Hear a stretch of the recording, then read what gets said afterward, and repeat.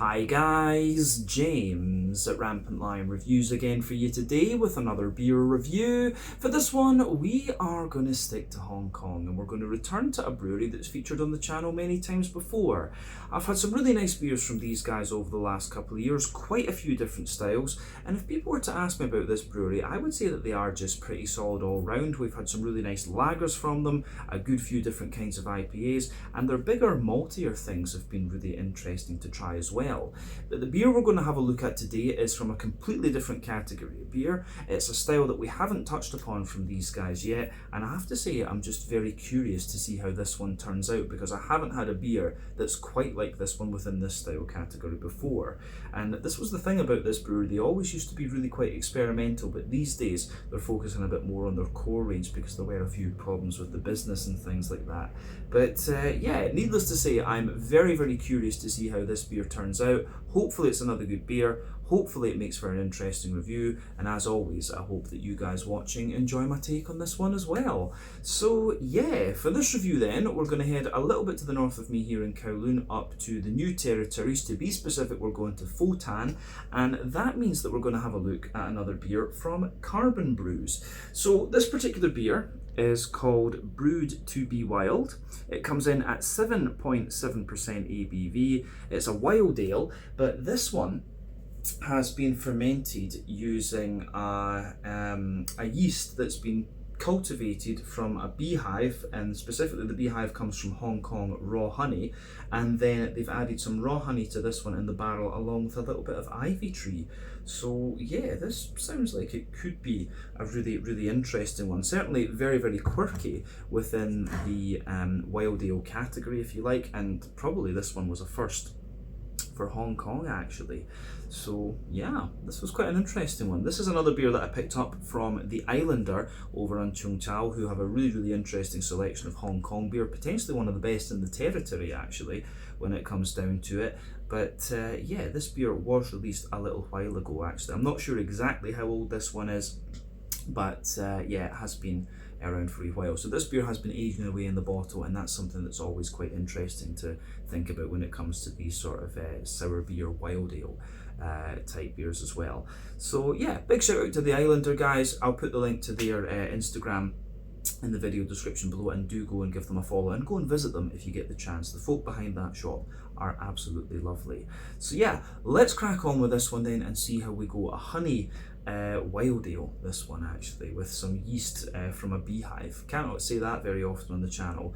So yeah, as always with my reviews then, I'll tell you a little bit about the brewery before we taste the beer. If you want to get straight to the tasting, just fast forward. All the usual links can be found in the video description below. That's the brewery website, the link to my other reviews that I've done from Carbon Brews before, and we will no doubt add more to that list at some point in the fairly near future. But there's all the usual social media down there. If you want to see more reviews, do please consider subscribing to the channel. The support that you give is massively appreciated, and remember, you can go into the channel homepage and search for beer using the geography tagging system. So just go in there, use the little search bar, put in your hometown, state, county, province, whatever you like. If I've reviewed beers from the area that you search for, they will pop up. Failing that, you can check out the playlist of beers from different countries. There is one there for the Hong Kong playlist, and that's where you'll find this beer among the other ones that I've reviewed from Hong Kong. And do make sure you check out the playlist of beers from other countries as well, because there are some very interesting things on the channel these days. But yeah, let's go on to my brewery notes then, and I'll tell you a wee bit about Carbon Brews once again then. So Carbon Brews was founded back in 2018, and they can be found in Pho Tan in the New Territories in the northern part of the Hong Kong SAR.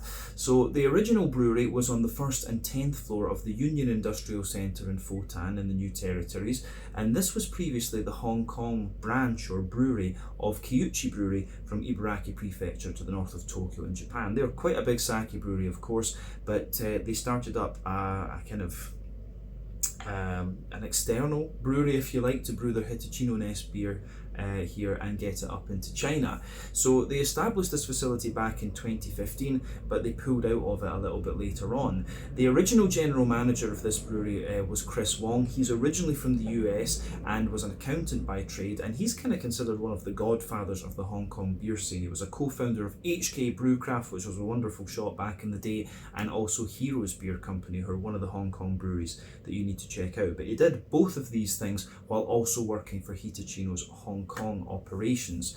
But Carbon Brews basically took over this brewery in late 2018, and they were established as a completely new brand. But the name Carbon is taken from faux tan, because tan translates into English as carbon, as in, you know, the black stuff, the element, whatever. But these guys quickly built themselves a reputation as being a very experimental brewery by doing things like this. But these days they've got a tap room in Central on Wyndham, if I'm remembering the street correctly, and this opened back in 2022, and they have another bar over in Akasaka in Tokyo in Japan, which is quite a nice district actually. I think that's where I stayed the very first time I went over there. But in 2023 they took over the Double Haven Brewing / Dragon Water facility just down the road in the Wai Industrial Estate, and there they operate a 35 hectolitre brew kit. The current head brewer is Dias Jumashev, who is originally from Kazakhstan if I'm not mistaken, and he's joined in the brewing team by Justin Chan, Lydia Kuzmina, Harry Liu and Tommy Liu. I think it's only Lydia out of those guys that I've actually met before. But as of July 2024, when I'm filming this review for you, these guys have produced 135 different kinds of beer according to Untappd, and that number will no doubt continue to increase as time goes on. But like I said to you, there have been a few issues with the business side of things with Carbon in recent times, and they have been focusing a little bit more on just getting their core range of beers out there actually. So yeah, that is everything I can really tell you about Carbon Brews for the moment. If you want to learn more about these guys, you can check out the brewery website, you can follow them on Facebook and Instagram to keep up to date with all the latest goings on, and you can check out the Rate Beer, Untappd and Beer Advocate pages to learn a wee bit more about all the different beers that these guys have done. So yeah, let's go on and actually have a little look at the beer itself. So as you can see, this one comes in this big 750ml bomber bottle, but you can see there's the Carbon Brew symbol. There's a little bit about the beer on the front there. You can see the HK Raw Honey symbol there as well. Just a plain black bottle cap on this one incidentally, but that's quite common with the bigger bottles from Carbon Brews. But it tells you a wee bit about the beer on the back here. So the barrels used in this one are S40 and S41 French oak, and they've used Palisade hops in this one. Palisade isn't one that you come across all that often, but it's an American hop, and if I remember rightly, it is 9-10% alpha acid, and it's a cross between, I think it's an open pollination of like a Swiss Tettnang hop, so it's quite well known for its kind of grassy floral characters, almost like noble type notes. But yeah, it says on the back here, fresh wort was inoculated with a wild culture harvested from the beehives of Hong Kong raw honey. After the collected culture was incubated and isolated individually, each isolated strain was propagated and selected based on the best organoleptic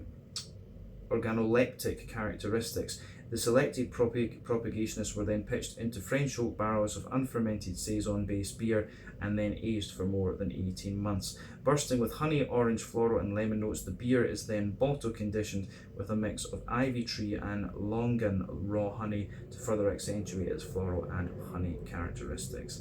So yeah, kind of interesting this one. I guess we can say this is a saison beer as well actually, so I'm expecting like a big woody, funky and quite sweet sort of thing out of this.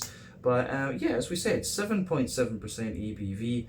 I think this could turn out to be very interesting. I heard very good things from the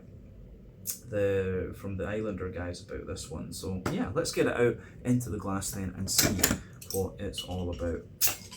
Oh, nice little bit of smoke on the opening there. Oh, it exploded a little bit it seems. We'll need to pause the video and just deal with that. I'll catch you guys in a wee second. Alright guys, sorry about that. Yeah, it was a bit of a weird one that. The oxygen kind of went in and it just went whoosh. So yeah, I was pretty careful with this one to keep it stable and things, but you know, it happens sometimes. But we did manage to, we didn't lose too much in all honesty, maybe about 30-40 millilitres, something like that, 50 at most, we'll see. But yeah, this one you can see the carbonation's pretty active in this one. I'm not sure when this was bottled. I don't see any kind of bottling date on this one, but yeah, anyway, it looks pretty nice, as you can see. So yeah, we have this lovely, looks almost a little bit like an IPA with some description, in all honesty. But yeah, this beer, there's quite a lot of foam in the bottle there. I'm not sure how well you're going to be able to see that. I think you can just see it on the camera there. You can see we've got quite a little bit of foam on the top of the beer that's left in the bottle there, but not too much coming out when you actually put the thing in the glass, so that's quite funny.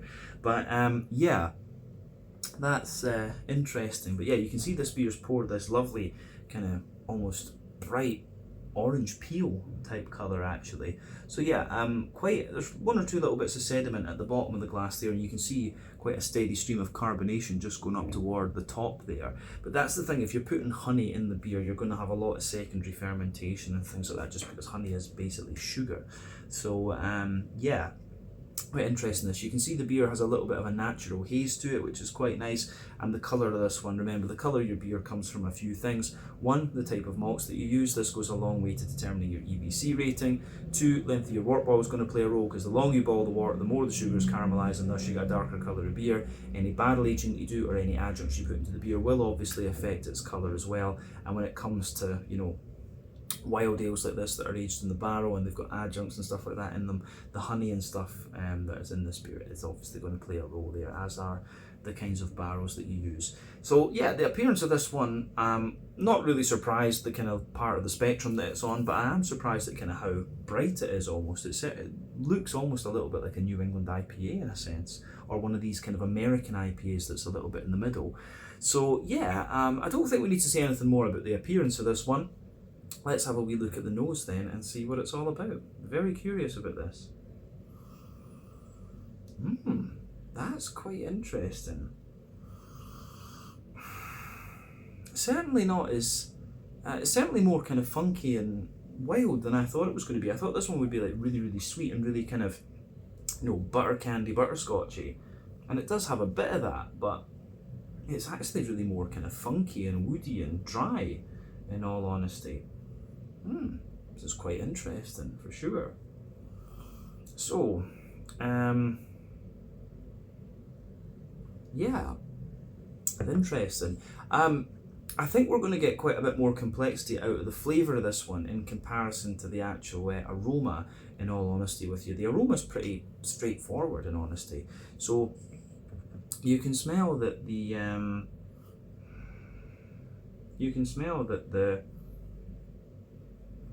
backbone of this beer is that lovely kind of European oak in there. The oaky character in this one actually has a little bit of dryness to it and almost a little bit of spice.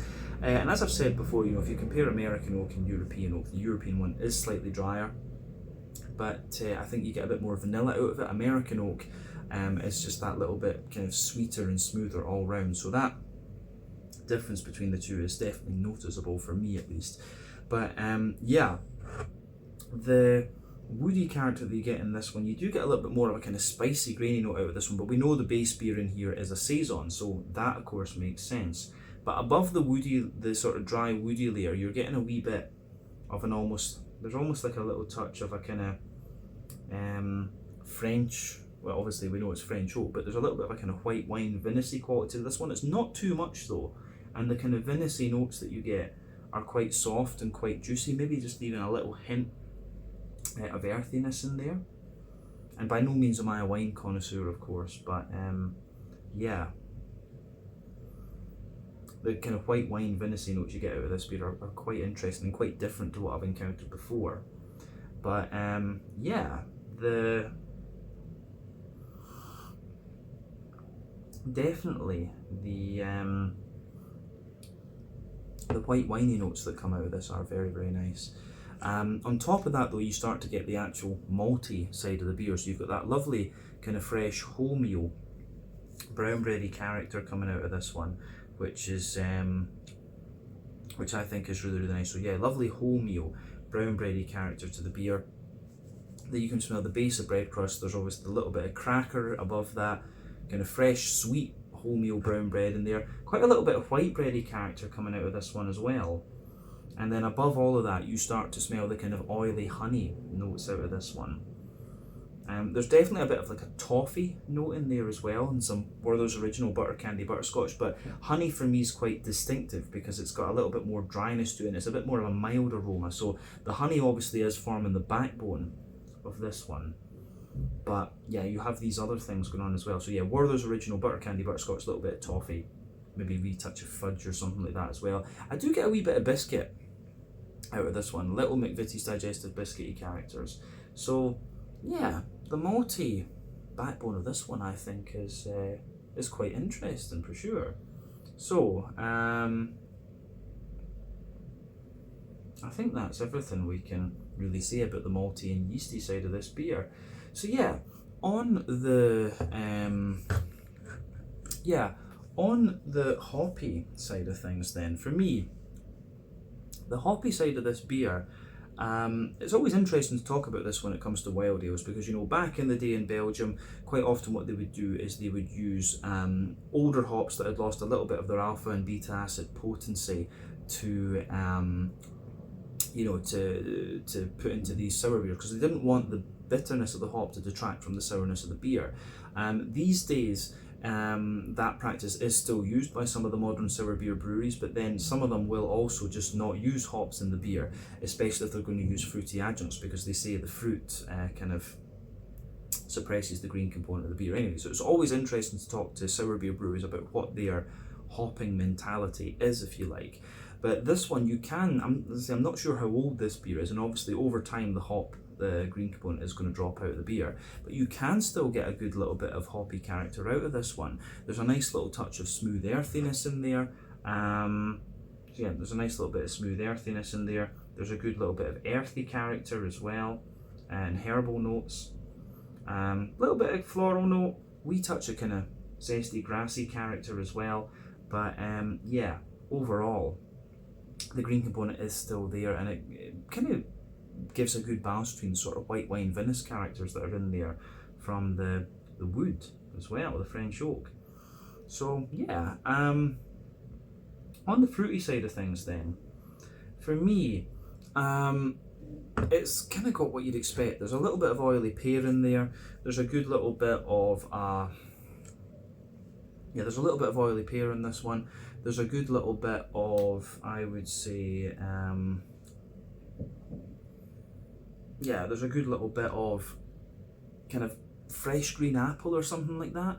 And yeah, you've got a little bit of sultana, dry white green grapes and things in there too.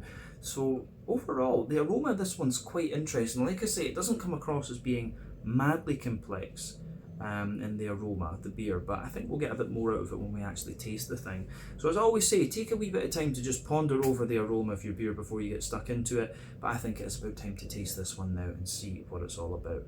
So yeah, this one is the Brewed to Be Wild, 7.7% Saison based beer with some yeast in the wort from a beehive here in Hong Kong, and then it's aged again with ivy tree and raw honey. So let's have a go at this and see what it's all about. Slàinte, skål, cheers.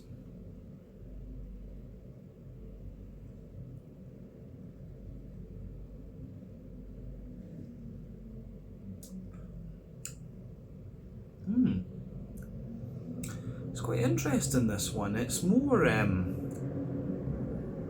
the first impression of this is that it's really quite smooth and leaning more toward the kind of funky side of things rather than being overtly sour, if you like. And as I say, I'm not 100% sure about the age of this one, but I have noticed from a few other beers that I've been trying recently that what happens with wild ales as they get older and older, of course, is they sort of mellow out, they smoothen out, and you get more and more of the kind of woody character coming out of them. So for me, I think blonde ales, like sour blonde ales, are definitely a bit better at this aging process than the kind of red ones, the ones with cherries and blueberries and all this kind of stuff in them. So yeah, this beer comes across as being really kind of smooth and slick, and it has that lingering sort of dryness to it. But of course, this is a saison rather than being a straight up golden ale. So naturally with a saison, it's quite a yeasty leaning beer, and you'll get all these kind of bready, crackery, woody sort of things coming out of it as well. So yeah, really quirky beer, this one, and I do like the way that it pieces together. Yeah, let's see then. Let's just break this beer down then and describe the flavour a wee bit more in depth for you. So middle third of your palate then. The backbone of this beer is obviously that lovely kind of smooth French oak.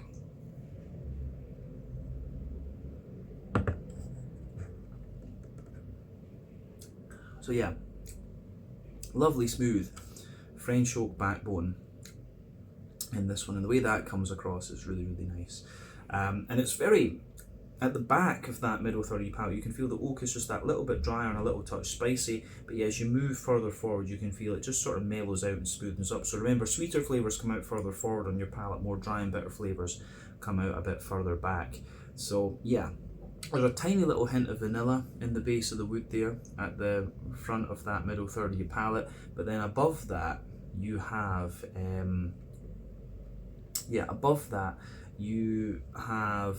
little bit of the kind of vinous character in there. As I say, this beer does have a little bit of a kind of white winey type quality in its woody base, if you like. But then yeah, above that you're getting all the aspects of the saison. So you've got a lovely kind of wholemeal brown bready bread crust in there.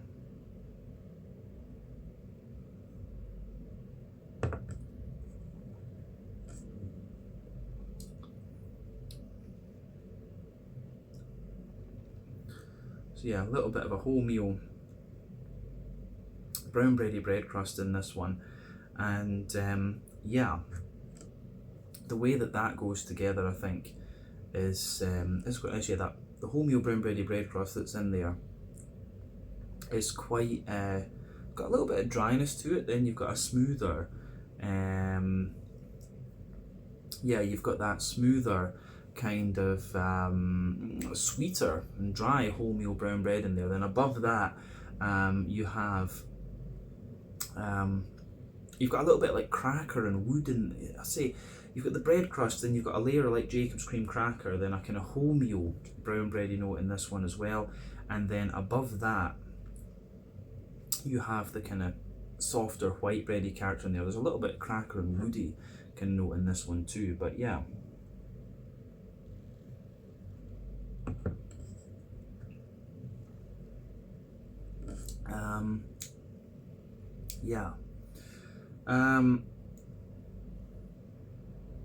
I don't know if there's too much else to say about the kind of bready side of this one. It's quite a dry bready note, and these again are all things that you would expect of the saison as a style.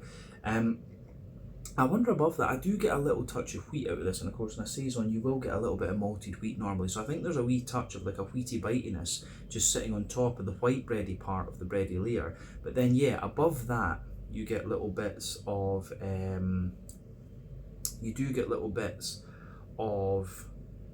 I would say brown, like toasty brown sugar in there. I think there's just a little touch of toasty brown sugar. There's a little bit of like biscuit to this one as well, which is quite interesting. So yeah, a little bit of toasty brown sugar in there, a bit of McVitie's digestive biscuit, but then in the very centre of your palate you can feel this circle in there, and that's I think where the honey is kind of sitting. But in the very dead centre of your tongue, it's got a little bit of a kind of fudgy, caramelly, Werther's Original butter candy type note to it, and that of course will be the alcohol coming out of this one. It's 7.7% ABV.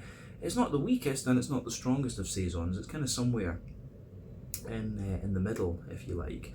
So yeah, I think that covers everything we really need to say about the middle third of the palate with this beer.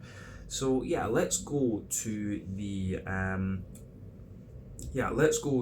back third of your palate. As I've said before, sweeter flavours come out further forward, more dry and bitter flavours come out further back. But yeah, the border region between middle and back third of your palate, you get a little bit of kind of sweet wholemeal brown bread in the base, you get a little bit of white bready character on top of that, and you can feel the more bitey wheaty character on top of that. But yeah, the base of that back third of your palate is of course the oak, and it feels that little bit more dry. Then above that you've got a wee bit of a white winey sort of thing in there as well. So yeah, you've got that wee bit of like white winey kind of character to it, and then above that you've got a wee touch of kind of wholemeal brown bready character, of course, and the wholemeal brown bready character is just that little bit lighter, taller, and more airy. Then above that, you've got the white bready sort of character coming out of, and again that feels a little bit lighter, taller, and more airy, but you've got a wee bit more dryness on that back third of the palate as well. You can feel above that some of the wheaty character, the more dense wheaty white bread is just creeping over the top of that and giving you a little bit of spice, but then above all of that you have the kind of yeasty component of the beer. So let's have a wee look at that one then.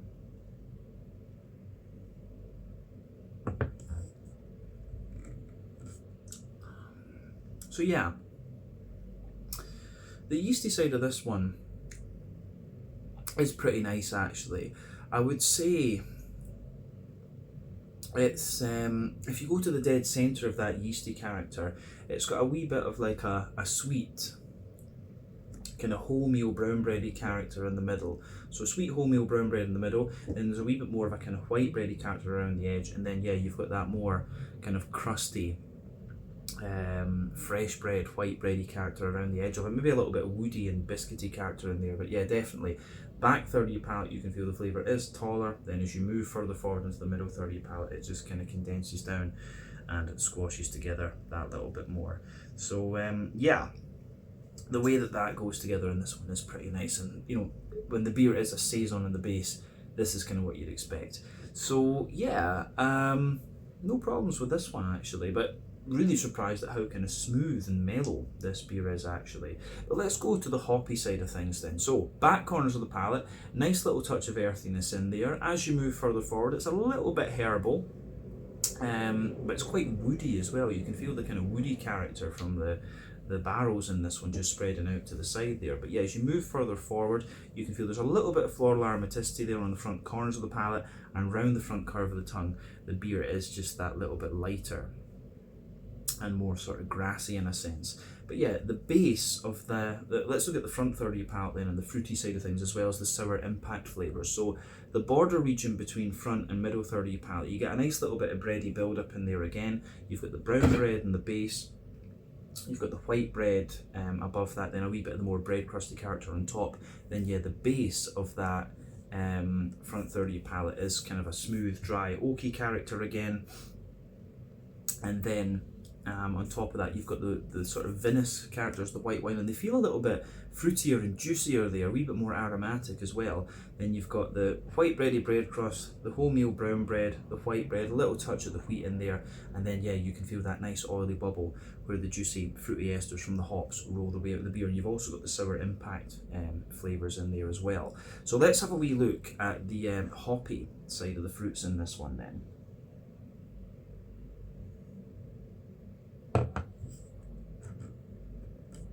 So yeah,